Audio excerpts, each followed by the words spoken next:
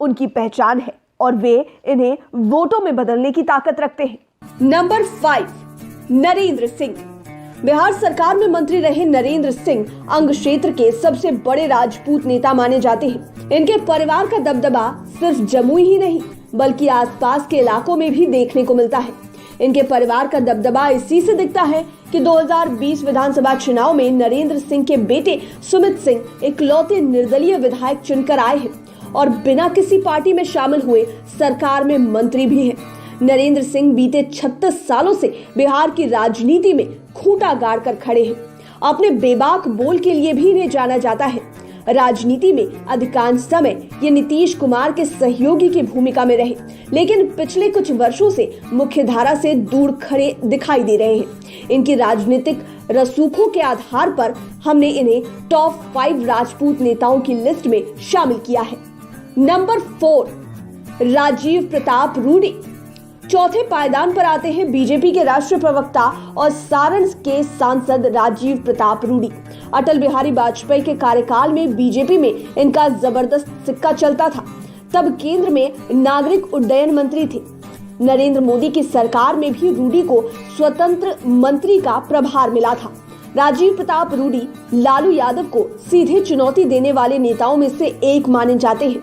वह रूडी ही थे जिन्होंने छपरा की राजनीति में लालू का वर्चस्व तोड़ा था। राबड़ी देवी को हार का मजा राजीव प्रताप रूडी ने ही तो चखाया था। हवाई जहाज उड़ाने वाले राजीव प्रताप रूडी ने राजनीति में लालू यादव के लाख प्रयासों के बावजूद राबड़ी देवी को करारी शिकस्त दी थी। सबसे अधिक पढ़े लिखे नेताओं में से एक राजीव प्रताप रूडी का पॉलिटिकल करियर बहुत ही शानदार रहा। उन्होंने अपने 25 साल के लंबे कार्यकाल में कई महत्वपूर्ण पदों पर काम किया और उसमें बखूबी बने भी रहे। ये हाई प्रोफाइल नेता माने जाते हैं और अक्सर बॉलीवुड पार्टियों में भी नजर आते हैं। नंबर 3, जगदानंद सिंह।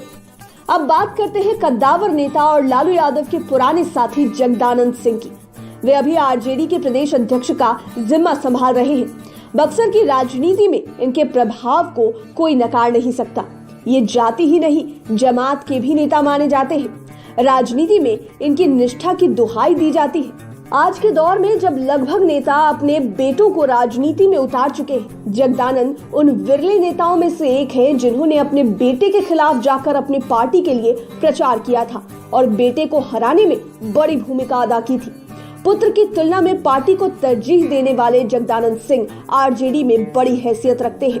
पार्टी में इनके वर्चस्व का अंदाजा इसी से लगाया जा सकता है कि लालू यादव कोई भी निर्णय इनकी सलाह के बिना नहीं लेते। यहाँ तक कि कभी कभी तेज प्रताप यादव से मनमुटाव भी हो जाता है। जगदानंद सिंह का ही पलड़ा भारी पड़ता है। हमारी लिस्ट में जगदानंद सिंह तीसरे पायदान पर है। नंबर 2, प्रभुनाथ सिंह। जेल में बंद महाराजगंज के पूर्व सांसद और बाहुबली नेता प्रभुनाथ सिंह का दबदबा बिहार की राजनीति में अभी भी कायम है। यह हमारी लिस्ट में दूसरे पायदान पर है। इनका प्रभाव सारण प्रमंडल में जबरदस्त है, भले ही ये सत्ता से बाहर हो या जेल की चार दीवारी के अंदर, लेकिन सारण में आज भी इनका दबदबा लगातार है। क्षेत्र में बड़े बड़े नेता चाहे वो किसी भी पार्टी के हों, इनके यहाँ अपनी हाजिरी जरूर लगाते हैं। प्रभुनाथ सिंह समता पार्टी के समय से ही नीतीश कुमार के पुराने साथी रहे, लेकिन अब ये नीतीश कुमार के धुर विरोधियों में से एक है। अभी इनका परिवार लालू यादव के साथ है। प्रभुनाथ सिंह की हैसियत का अंदाजा इस बात से भी लगाया जा सकता है कि लालू यादव सारण में किसको टिकट दे, ये प्रभुनाथ ही तय करते हैं। नंबर 1, आनंद मोहन। गोपालगंज के तत्कालीन डीएम जी कृष्णैया हत्याकांड में उम्र कैद की सजा काट रहे पूर्व सांसद आनंद मोहन कभी बिहार की राजनीति का केंद्र हुआ करते थे। जब बिहार मंडल कमीशन की आग में जल रहा था, तब आनंद मोहन ही थे जिन्होंने सवर्णों के हितों के लिए बंदूक उठा ली थी। तब लालू यादव के विरोध का सबसे बड़ा चेहरा आनंद मोहन ही थे। अब समय बदल गया है। वही लालू यादव अब आनंद मोहन के बेटे चेतन आनंद के रहनुमा है। आज बिहार की राजनीति में धारा भले ही बदल गई हो, मगर उनका आधार वोट आज भी बरकरार है। तभी तो कई सालों से जेल में कैद होने के बाद भी आज भी वे राजपूतों के सर्वमान्य नेता माने जाते हैं। राजपूत बिरादरी में युवाओं के चहेते भी हैं। इसलिए बिना शक सुबह के आनंद मोहन राजपूतों के सबसे बड़े नेताओं की लिस्ट में पहले पायदान पर है। उम्मीद है ये वीडियो आपको पसंद आया। बिहार में आनंद क्यों हुए सबके मोहन? पशुपति पारस को प्यारे मोहन, मांझी को भी प्यारे मोहन। हर तरफ आनंद भयो, हर तरफ मोहन मोहन। लालू के तो थे ही मोहन, नीतीश के भी भयो मोहन। आनंद मोहन के विक्टिम कार्ड का पॉलिटिकल कनेक्शन देखिए, मांझी ने कैसे किया एक तीर से दो शिकार। शिवहर के पूर्व सांसद बाहुबली आनंद मोहन सिंह के लिए राजनीतिक दलों का प्यार उमड़ रहा है। जीतन राम मांझी के बाद पशुपति कुमार पारस भी आनंद मोहन के लिए तड़प रहे हैं। वही आनंद मोहन जो आजाद भारत में हत्या के मामले में फांसी की सजा पाने वाले पहले सांसद हैं। उन्होंने ये अजीब सा रिकॉर्ड जिलाधिकारी की पोस्ट पर तैनात एक आईएएस की हत्या के चलते अपने नाम किया था। हालांकि अब उन्हें सुप्रीम कोर्ट से राहत है और वो सजा आजीवन कारावास की हो गई है, लेकिन अब भी वो सजा याफ्ता है और जेल में ही है। उनके सजा याफ्ता हो जाने के चलते वो फिर कभी चुनाव नहीं लड़ पाए, लेकिन उनके बेटे चेतन आनंद आरजेडी से विधायक हैं। 15 दिन पहले वो पेरोल पर बाहर आए थे और 20 तारीख को वापस चले गए। अब मांझी और पारस दोनों ही उनके वापस जेल चले जाने से बेहद दुखी हैं। यही नहीं, दोनों ने ही आनंद मोहन की रिहाई की बाकायदा मांग भी शुरू कर दी है। मुख्यमंत्री नीतीश कुमार और पूर्व मुख्यमंत्री लालू प्रसाद यादव के कभी बेहद करीबी माने जाने वाले बाहुबली नेता आनंद मोहन ने पैरोल पर जेल से बाहर आने के बाद इन 15 दिनों में अपनी बीमार मां को देखने के अलावा बेटी की सगाई के साथ बेटे का जन्मदिन मनाते हुए ज्यादातर वक्त घर में ही बिताया। उनकी पैरोल 20 नवंबर को खत्म हो गई, लिहाजा उन्हें फिर से जेल भेज दिया गया। आनंद मोहन के जेल जाने की खबर सुन हिंदुस्तानी आवाम मोर्चा के राष्ट्रीय अध्यक्ष और पूर्व मुख्यमंत्री जीतन राम मांझी ने ट्वीट कर अपना दर्द बयां किया। वो लिखते हैं, उन्हें आनंद मोहन के वापस जेल जाने का काफी दुख है। इतना ही नहीं, जीतन राम मांझी ने ये भी कहा कि लगता है अब उनके साथ अन्याय हो रहा है। हिंदुस्तानी आवाम मोर्चा के सुप्रीमो जीतन राम मांझी ने ये भी कहा कि वो और उनकी पार्टी पूरी तरीके से आनंद मोहन और उनके परिवार वालों के साथ खड़ी है। जीतन राम मांझी ने मुख्यमंत्री नीतीश कुमार से मांग की कि आनंद मोहन को जेल से रिहा किया जाए। आनंद के लिए मोहब्बत लुटाने वाले मांझी अकेले नहीं हैं। पशुपति कुमार पारस की पार्टी राष्ट्रीय लोक जनशक्ति पार्टी भी अपने मोहन के लिए बेचैन है।